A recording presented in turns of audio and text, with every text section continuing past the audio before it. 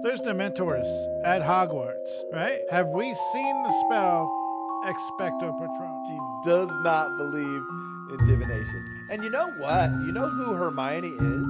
She's a young Minerva.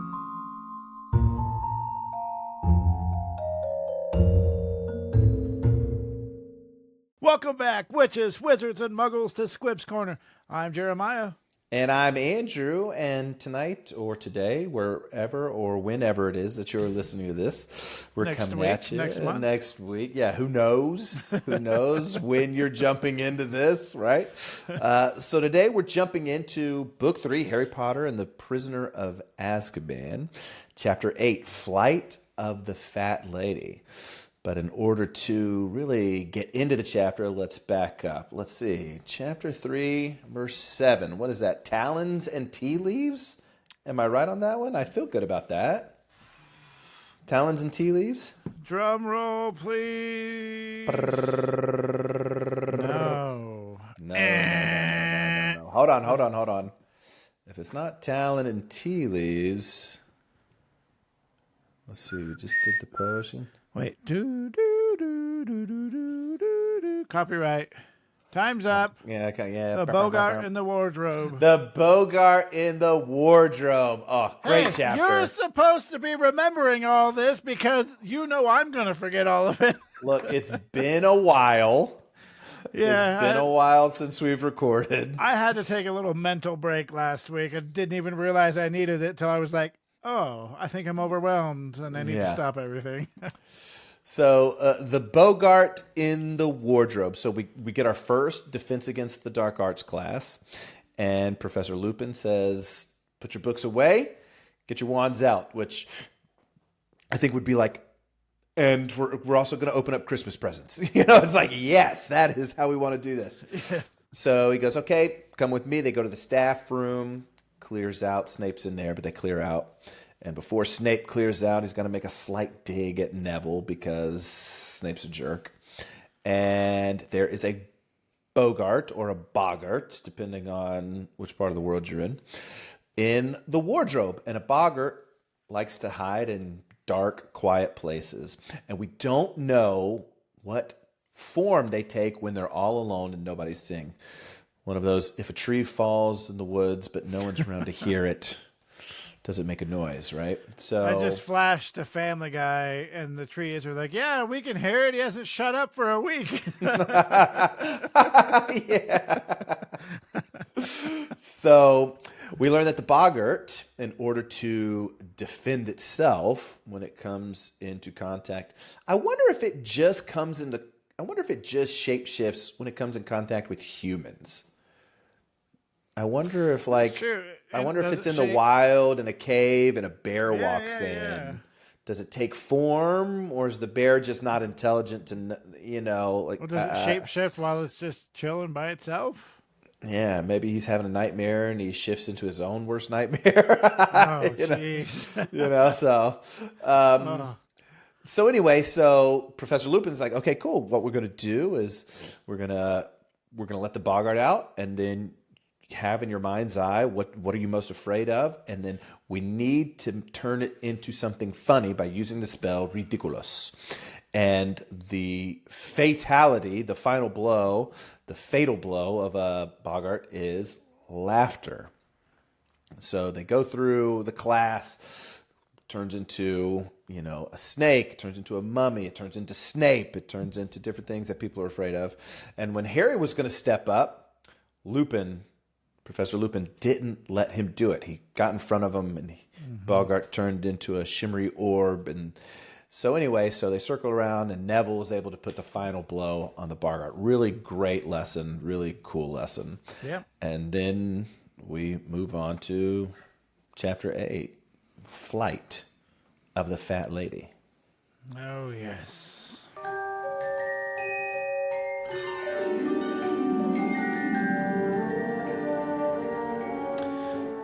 So, I'm not so sure if this is a 7-word summary or more of a question. There's Dementors at Hogwarts, right? Have we seen the spell Expecto Patronum? Aside from aside from Lupin. No. So, my 7-word summary: can students even defend themselves against Dementors? There's Dementors at the school. The first thing Dumbledore should have done is like, okay, we have to have an emergency class to teach everybody how to do Expecto Patronum. But nope, they're just there, and everybody's potentially in danger. Yeah.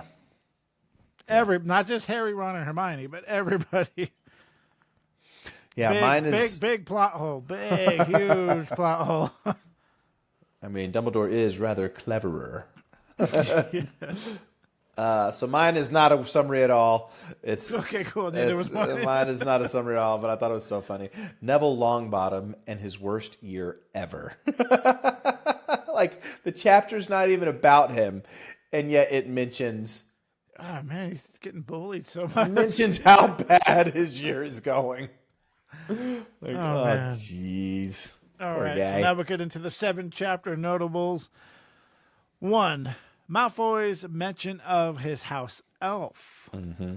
2. What's wrong with Scabbers? 3. The Shrieking Shack. 4. A Grindelow. What's so special about that? 5. What exactly is Snape giving Lupin? 6. The Fat Lady. 7. Sirius Black. Oof. And we'll jump right into the first paragraph. I know. In no time... And they kind of go in chronological order there, too, which they should. But in no time at all, Defense Against the Dark Arts had become most people's favorite class. Only Draco Malfoy and his gang of Slytherins had anything bad to say about Professor Lupin. Look at the state of his robes, Malfoy would say in a loud whisper as Professor Lupin passed. He dresses like our old house elf. Which is, we have our 2nd chapter notable in the opening paragraph. That's right. That's only been done one time before. I'm breaking records. I'm breaking records that don't exist. So, let that sink in. It's fair to say that Draco Malfoy only talks like this as a way to show off and get attention. Because, you know... He's the worst. If he doesn't get his way or he doesn't get the right reaction, he just resorts to insulting someone. And, there's a reaction. The classic, got to put somebody down to make me feel better. Yep. Yeah. Well, no one cared what Lupin looked like. As a matter of fact, I would dare say that they found him more interesting as a teacher, the way he presented himself so casually. And Draco is like, I'm going to make fun of that. And everyone's like, no, like, this is awesome. He's not all dressed up, all fancy. He's one of us. Yeah. Well, and you have to look what the teacher they had last year. Yeah. I mean, Lockhart dressed up, talked about himself all this time, and now you've got Professor Lupin coming in looking shabby, but having the best lessons yet. Right? Best so they're character like, of the Chambers. yeah, well, he doesn't dress great. Well, the last guy dressed great, and we're pretty sure he was a squib. You know what I'm saying? Yes. So, yeah. So, I mean, his lessons are awesome. Boggarts, check. That was a strong start to the year, but now we're past it. Redcaps. They're described as nasty little goblin creatures that looked wherever there had been bloodshed. They hide in dungeons of castles, potholes of deserted battlefields, waiting to bludgeon those who'd gotten lost. J.K. got this from the Celtic folklore, or redcaps from Anglo-Scottish border region. Pretty cool. Boggarts, redcaps next. Kappas, creepy water dwellers that look like scaly monkeys with webbed hands itching to strangle unwitting waders in their ponds. These are from the Japanese folklore, and they're also called a yokai. They're also said to have been part of Japanese stories for centuries as a way to caution children against the dangers of rivers and ponds. Now, while I was reading over this chapter a couple weeks ago, I got excited about the HBO series. Well, real quick, I listened to most of book 1 and then was like, we got a chapter review on book 3. Yes, but I got excited. Like, ooh, wonder if they're going to show us that. They just mention it in passing in the book. Yeah. But they can take creative license and show us montages of different things. Like, oh, it'd be cool to see stuff like that. Yeah. And as usual, Snape's class was Harry's worst class, as now Snape was mad about Neville's boggart, and Professor Trelawney started getting teary-eyed every time she saw Harry. And thanks to Draco, with his do whatever Draco wants to do attitude, Hagrid's class went from crazy exciting, the one great class with the hippogriffs, to now crazy boring, as they're having to watch flubberworms, which I can't imagine how exciting flubberworms could be. Yeah, I'm picturing like a huge green centipede, like just giant worm just laying there, and I think it says like a they're centipede, forcing them to eat. A giant centipede would be frightening.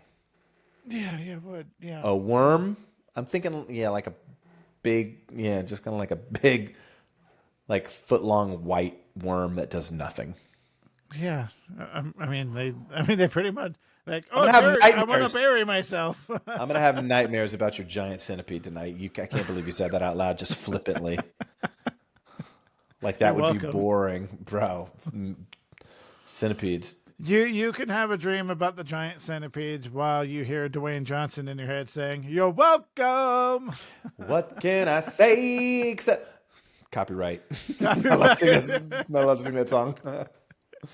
So now we're finally getting back to Quidditch, which yes. Man, I'm trying not to put too much expectation on the HBO series, but I hope they include more Quidditch. Not that it's a great thing, but it gets talked. I feel like it gets talked about in the books. It's a big part. It's a big part of the story. Yeah. They make it up to be real huge, and then it just kind of goes away. Yeah. So Oliver Woods, if you remember anything about Oliver Woods and his passion for Quidditch, he's the same speeches every year. Oliver Wood.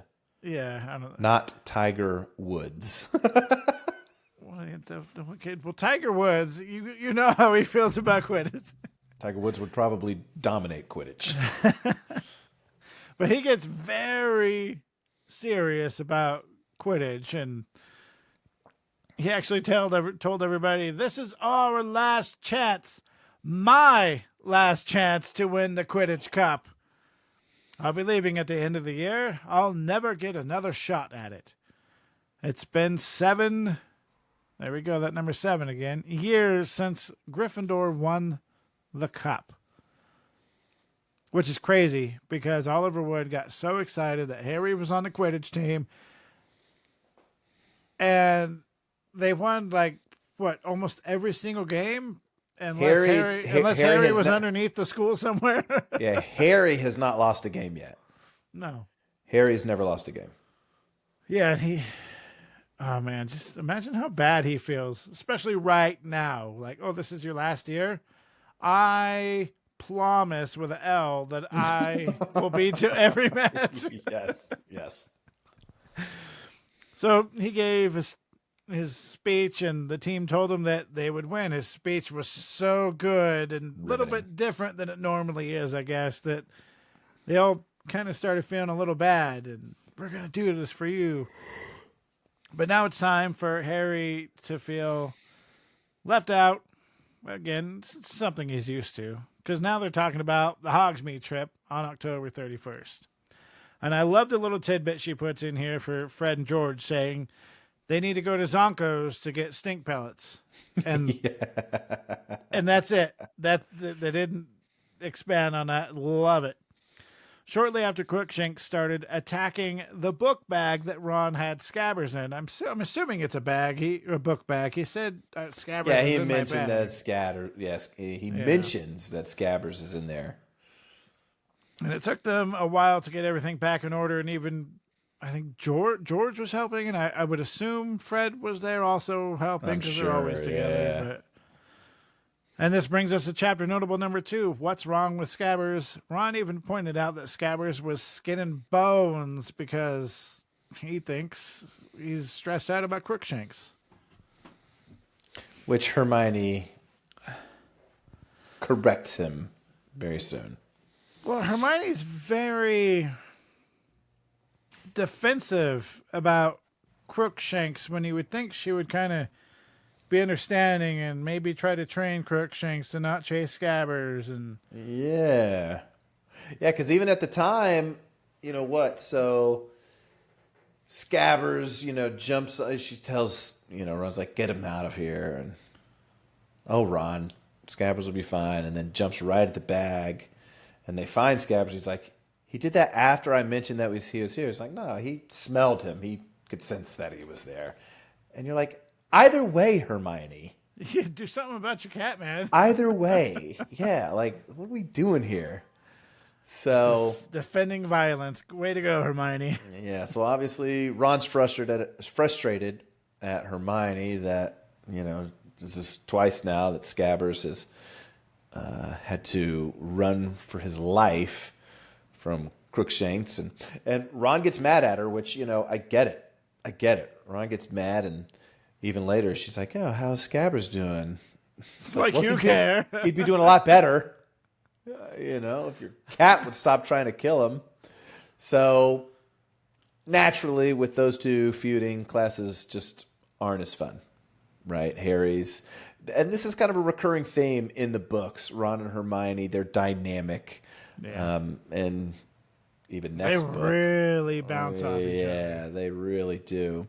Because everyone's like, oh, Hermione and Harry should have got together. I'm like, but have you not paid attention to Hermione and Ron, though? Like, that's a definition of a relationship right there. So. Yeah, they're a terrible relationship. If you're reading the books for the first time, you're like, oh, Harry and Hermione are perfect for each other. And then, like, I love that J.K. later on was like, yeah, it should have been Harry and Hermione, but it would have been too obvious too. So we're cool with that. I'm cool with that. If it makes sense, it makes sense. Like, I don't. What if I don't really they change that in the HBO series? They won't. But I'm just saying. Like if they're gonna change something, let that be it. You want to talk about people? Oh my gosh, that would be so funny. Like, I hate that you changed it, but you corrected a big mistake. No. I hate that you changed what we wanted you to change. How dare you? Yeah. So, anyway, they get around. They got to go to Transfiguration. And it seems like what they find is some of Professor Trelawney's prophecies were coming into fruition. Lavender Brown gets a letter from her parents saying that her rabbit Binky had been killed by a fox. Lavender Brown goes, I should have known. You know what day it is? The 16th of October. The thing you're dreading. It will happen on the 16th of October. Remember, she was right. She was right. Now, poor Lavender, saying all of this while Hermione's there. And, you never want to make fun of somebody's pet dying or any death, right? It's a tragic situation. She's obviously upset about it. But Hermione really can't let this one go by without calling out. She goes, you were dreading Binky being killed by a fox? Well, not necessarily by a fox, but I was obviously dreading him dying, wasn't I? Oh, so was Binky an old rabbit? No, he was only a baby. But then why would you dread him dying? Well, look at it logically. I mean, Binky didn't even die today, did he? Lavender just got the news today. And she can't have been dreading it because it's come as a real shock. Which, Hermione's not wrong. No. But there is a time and a place. Well, you know what? Sometimes I'm that logical thinker, and then I wind up pissing somebody off because of it. And I'm like, I'm not. That's exactly what Hermione I'm not did. going to say anything else. Yeah, yeah. So we obviously include this back and forth, this banter, this conversation, not because the conversation is important really to the story, but because it shows you how much of a logical and practical thinker Hermione is. I think it adds to her character, and I think it also, this is the first time that we see, like, Hermione doesn't even dislike Snape because Snape is a good professor at a practical magical art. She does she not like can Trelawney. Yeah, okay, yeah. She does not like Trelawney. She does not believe in divination. And you know what? You know who Hermione is? She's a young Minerva McGonagall. Right? Hermione is And they a get along really good, too. They get along great. Yeah. She is a young Minerva McGonagall. Yeah. Yeah, that logical thinking, though, it gets us in trouble. Yeah. Sometimes people are like, can't you just tell me everything will be okay? It's like, I would be lying if I said that because I don't know. It could go wrong. I'm not going to sit here and lie. It could go horribly wrong. Well, I've also had people in the past tell me, you told me everything, it would be fine. It's like, what do you want me to say? Yeah. So Ron had brought up the idea earlier to have Harry ask McGonagall to sign his form so he could be able to go to Hogsmeade.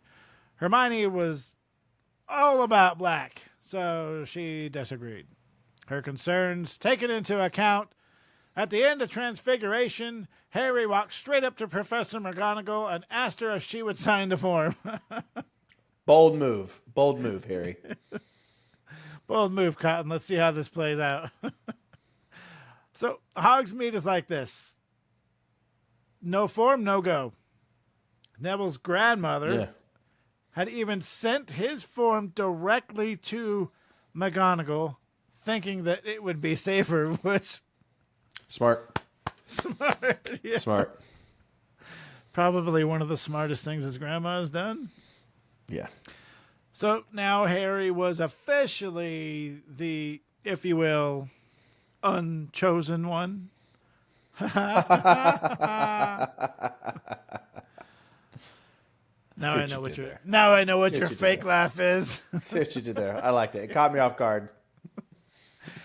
And if you've ever been left out of something, or worse, have a kid who's been left out of something, the feeling is just, it's terrible.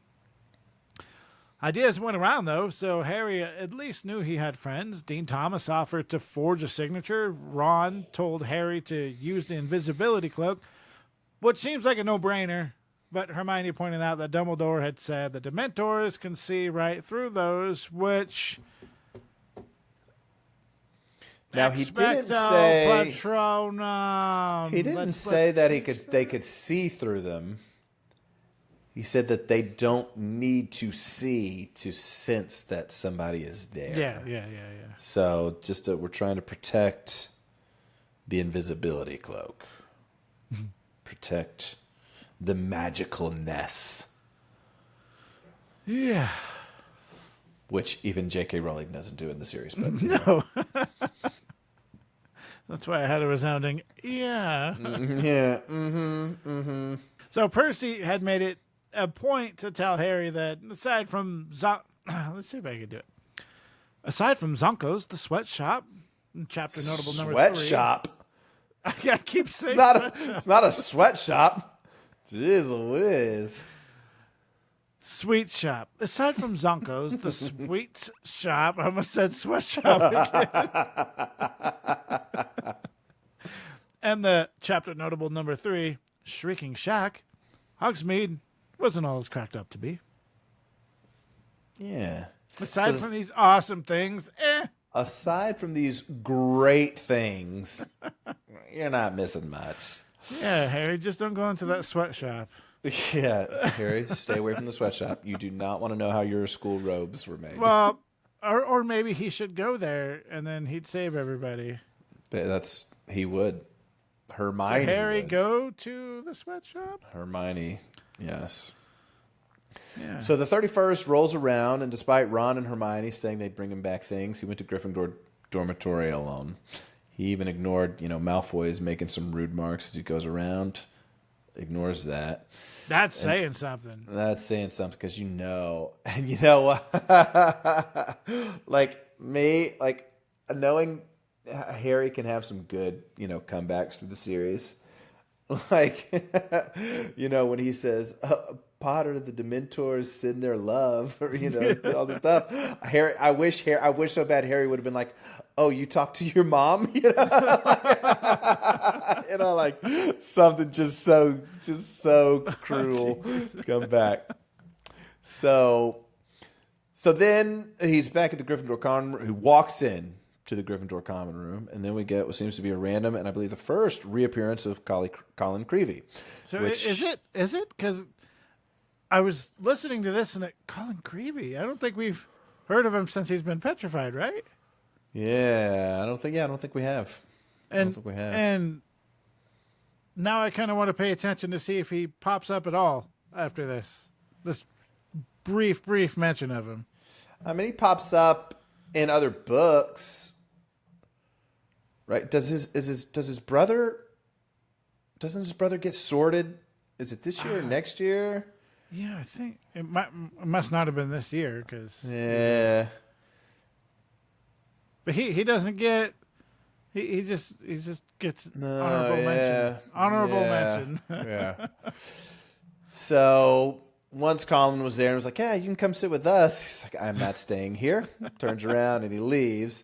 To which the fat lady was like, "What was the point of waking me up?" That's great. So then Filch finds him wandering around. It says Finch. It does say Finch. I chose to pronounce it Filch because there's a great YouTube golfer called Peter Finch. Oh, okay. Who I'm a big fan of, but Filch finds him walking around and yells at him. So this is such a great day for Harry. And you know what they don't bring up? Harry's parents were murdered on Halloween. Yeah, that's right. So every Halloween, like not only, so you think about this Halloween, his friends left him. Filch yells at him. He's got nowhere to go. Colin shows up. And Colin shows up. By the way, right? 12 years ago, Yeah. your parents were murdered by Lord Voldemort. Not like they never bring that up. No, they don't. They never bring that up. Which sucks. Yeah. So, luckily for Harry, he then runs into Professor Lupin, who was just as nice as he could be, obviously, showing Harry, chapter notable number 4, a Grindelow he had just received for their next class. Takes him inside the classroom, and he actually shows it to him. A Grindelow is a creature with sharp little horns and long spindly fingers, and was a water creature, a water demon, as they called him. The Grindelow came from English folklore from the countries of Yorkshire and Lancashire. The Grindelow is a malicious water spirit or nursery bogey said to lurk in ponds, marshes, and wells. These tales were often told to children as, again, a cautionary tale to keep them away from dangerous, unfenced bodies of water, which could be a drowning hazard. But Lupin offered Harry tea, and they just kind of talked and bonded, which was, I don't know if that's happened since we've met Harry. He especially hasn't bonded with a teacher at this point. Right. He sat There's down. something he gets along with, but he's not sat but and had a not conversation. just extracurricularly. Oh, and I like how Lupin's like, I'm sorry, all I have is tea bags, but I expect you're tired of tea leaves. Yes. Yeah, a little twinkle in his eye there. So they just talked, they bonded, and the general feeling was just understanding, conversation, respect, Harry, what's going on? Lupin, this is what's going on. So almost like Lupin could see that Harry was frustrated or troubled, right? It's just like, this is what you need. I didn't think of it. Maybe Lupin's aware of the death anniversary. Lupin is. Yeah. Lupin's world fell apart. Yeah. October 31st, 1981. Yeah. Right? So for the last 12 years, his... Yeah. Man, for him and Harry to be... For him to be at Hogwarts, that's just... Yep. He's one of the most beloved characters in the series, and... Mm-hmm. Mm. Yeah.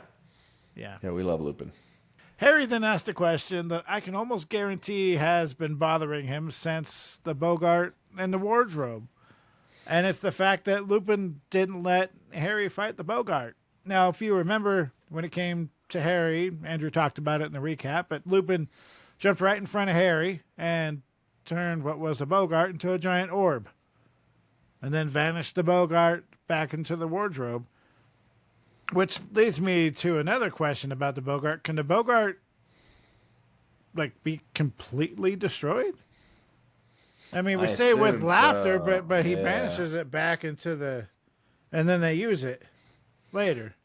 No, they didn't. They didn't banish it back into the wardrobe because remember after that, Neville comes up and finishes it off. Oh, okay. So it turns back into Snape. Yeah, it turns back into Snape, and then. Okay. Yeah, because he specifically in the book he says that I really wanted this for my third years to use, and so this one is just Gryffindors. We don't know who else because they only name Gryffindors, so it might be just Gryffindors. But yeah, Harry, they all. Neville does a big ha, and the Bogart explodes basically. Yeah, that's right. Yeah. So the answer to Harry's question is, well, he thought that he would have picked Voldemort, and then a teacher. This is another great Lupin quality. He admitted to Harry that he was wrong. And that's... Well, yeah, and he was super cool about it because Harry's like, is he even going to answer this? Why didn't you let me fight the Bogart? And Lupin's like, well, I thought that would have been obvious. Yeah. I thought, we didn't want Lord Voldemort showing up in the staff room. Like, that would have caused, panic, mayhem. Yeah. And then, but Harry's cool, like, oh, well, I thought of Voldemort, but no. And that's when Lupin's like, oh, my fault. Yeah. Yeah. So I don't know if Harry was more impressed with Lupin admitting he was wrong or the fact that Lupin said Voldemort out loud, because Harry even made a point to that in the book. Yeah. I didn't think of Voldemort. I remember those Dementors. I see. Wow. I'm impressed. That suggests that what you fear most of all is fear. Very wise, Harry. So, you've been thinking that I didn't believe you capable of fighting the Bogart? Well, yeah, Professor Lupin. You know the Dementors.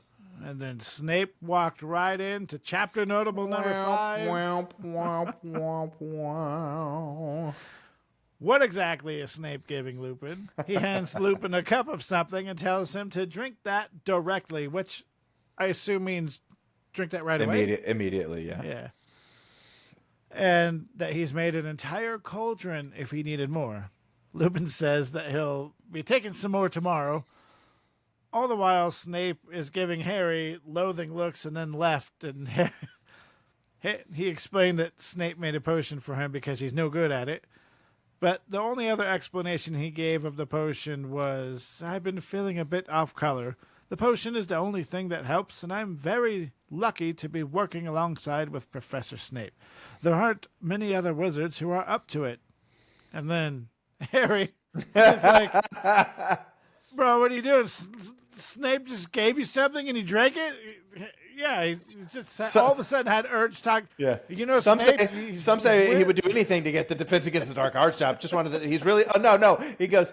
They say he's really into the dark arts. Just putting that out there. Jeez, Harry, what are you trying to say, buddy? I think Professor Snape is poisoning you. Well, then Lupin was like, "Oh yeah, well I better get back to work." Yeah. So then we fast forward, end of day, Hogsmeade trip is over, and his friends made good on their word. They're dumping candy and all sorts of stuff out on Harry. And by they, I mean Ron, told Harry all about the visit to Hogsmeade. Harry told them about his meeting with Lupin.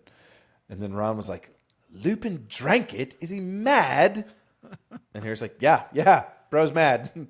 Yeah. And then they go off to the feast. And as kids do, especially Harry, Ron, and Hermione, they talked about how Snape probably wouldn't be stupid enough to try to poison Lupin right in front of Harry. And when they went back to the Gryffindor common room, After the feast, they get there and they get to, there's a bunch of kids hanging around the portrait.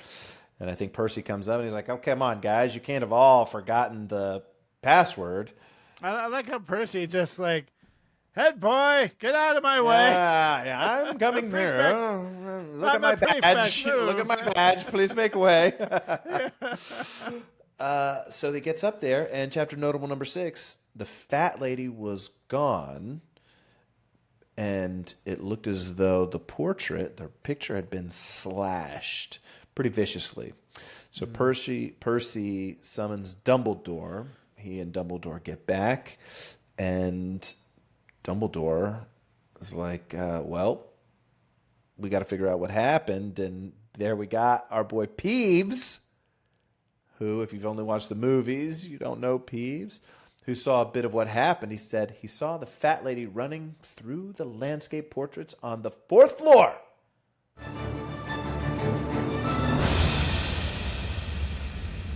You know my pop quizzes, Andrew. Super easy question. Which Is the answer... I was going to say Circa Duggan. Continue. Okay. Which floor is a Gryffindor common room on?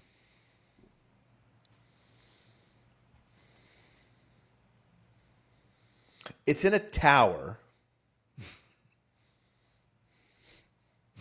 So I've got to go with the common theme and say it's on the 7th floor. Yes. Is it? I'm like, oh my god! I looked that up and went, of course it's on the 7th floor. Good. Feeling pretty good. Yeah.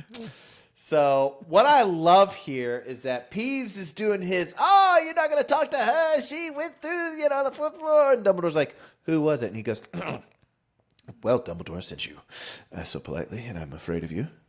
Yes. Yeah. Chapter notable 6.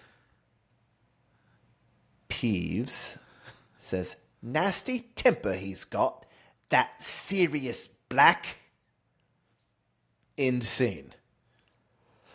So you're like, what? For these chapters. Number 7, not 6. Chapter notable number 7. Peeves says, nasty temper he's got, that Sirius Black. Yeah.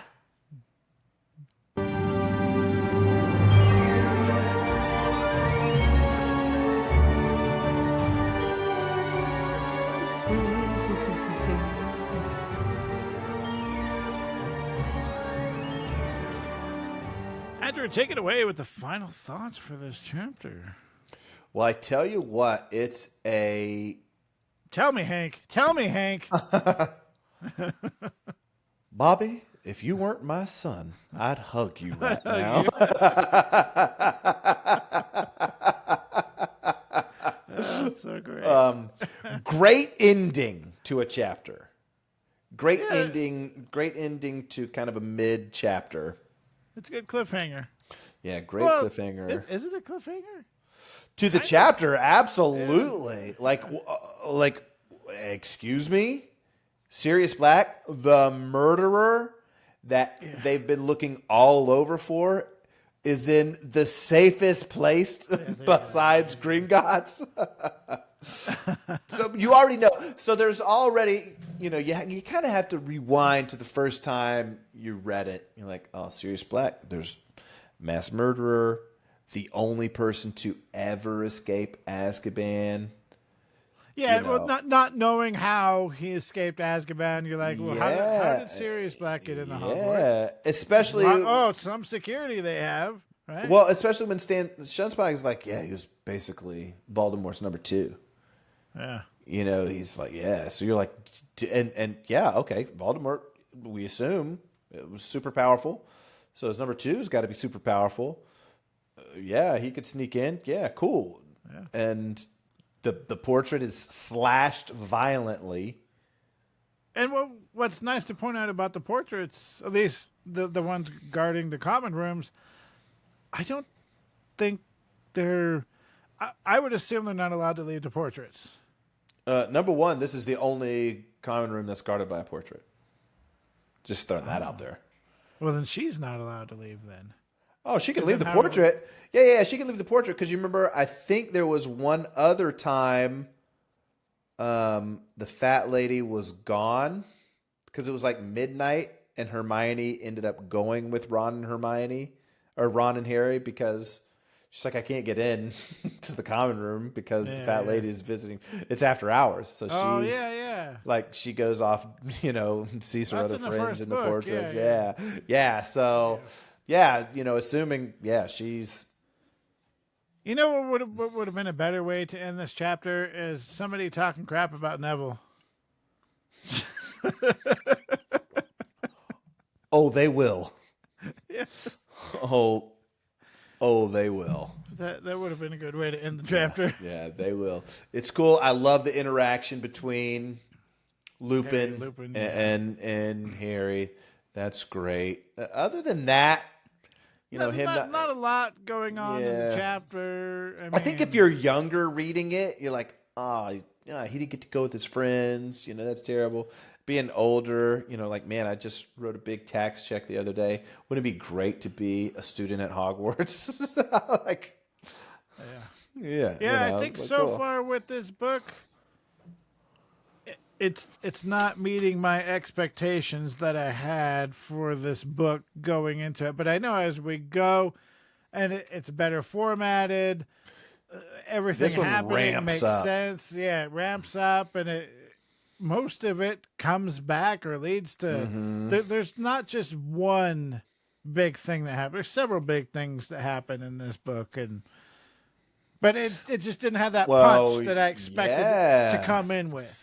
Well, and it's also a building block to Lupin, right? So last chapter we got this shimmering orb. There's a lot that goes into this book. This one we're getting the potion that he's drinking. A lot of setup. A lot of setup. Even the Grindelow is something that we get to see in future books, right? So it's different things, but Sirius Black being spotted in Hogwarts, trying to go into the Gryffindor common room, and what everyone else knows that Harry, you and I know, but Harry doesn't know, just escalates it.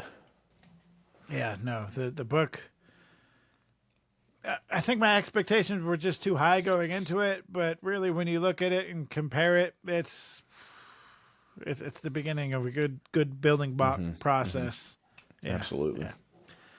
Well, thank you, everybody, for listening or watching us wherever you're listening from. Don't forget to press that subscribe or follow button. And who does everybody need to share this with, Andrew? Any of your Potter friends. Oh, that was good. That's good. Yeah, you got to really pop that Potter.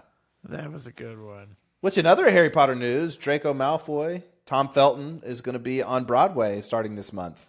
Yeah, as Draco Malfoy. So that's pretty cool. I forgot about that. Yeah, that's going to be nice. Well, join us next time as we review Chapter 9, The Grim Defeat. I'll go ahead and sign us out. It is the quality of one's convictions that determines success, not the number of followers.